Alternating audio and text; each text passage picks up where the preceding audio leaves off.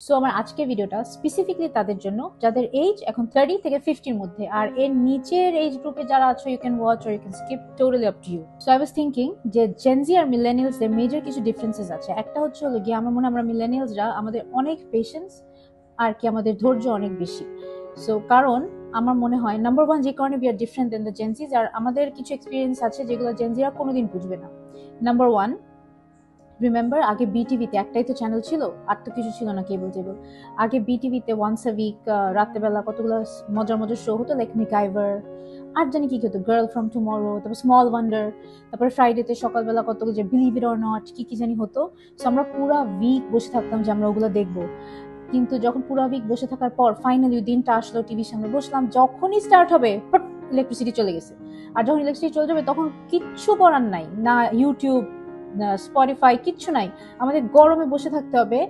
আর almost at least মানে 1 ঘন্টার জন্য তখনও তো ইলেকট্রিসিটি যেত, রাইট? যখন মানে ইলেকট্রিসিটি ব্যাক করতো তখন আমাদের শো শেষ, আর ওই শোটা কোথাও আমরা রিপিট দেখতে পারবো না। আর রিপিট তো দেখতে পারবো না, আমাদের ওয়েট করতে হবে till next week. Next week নতুন এপিসোড দেখবো, আর যেটা মিস করলাম সারা উইক ওয়েট করে ওটা দেখতে হবে জাস্ট রিক্যাপে। সো মেবি দ্যাটস ওয়াই আমাদের এই মিলেনিয়ালসে আমাদের অনেক পেশেন্স। নাম্বার টু হচ্ছে র্যান্ডম নাম্বারে ফোন করে মানুষকে ডিস্টার্ব করা।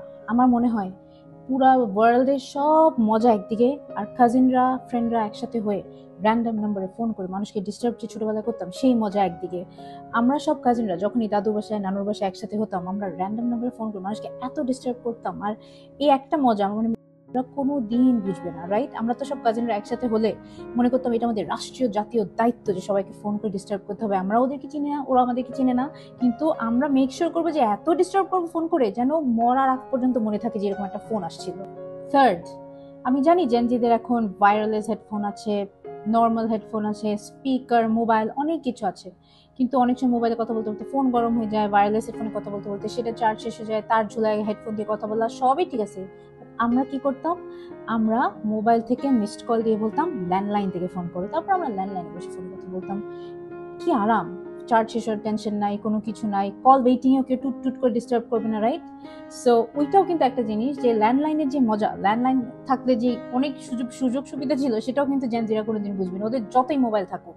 ল্যান্ড ফোনের মজা কিন্তু অন্যরকম। আম শিওর এরকম আরো অনেক মজার মজার ডিফারেন্সেস আছে মিলেনিয়ালস আর জেনজিদের লাইফের ব্যাপারে, যেটা আমি এখন মনে করতে পারছি না, বাট যার যার যেটা যেটা মনে হয় প্লিজ কমেন্টে লেখো and we can all have a discussion on it. যারা আমরা এখন অনেক নস্টালজিক হয়ে থাকি সারাক্ষণ যে আমাদের আমলে এটা ছিল, মানে আমরা এখন এত বুড়া যে আমাদের কালে এমন জিনিস এক্সিস্ট করতে যেগুলো এখন আর নাই।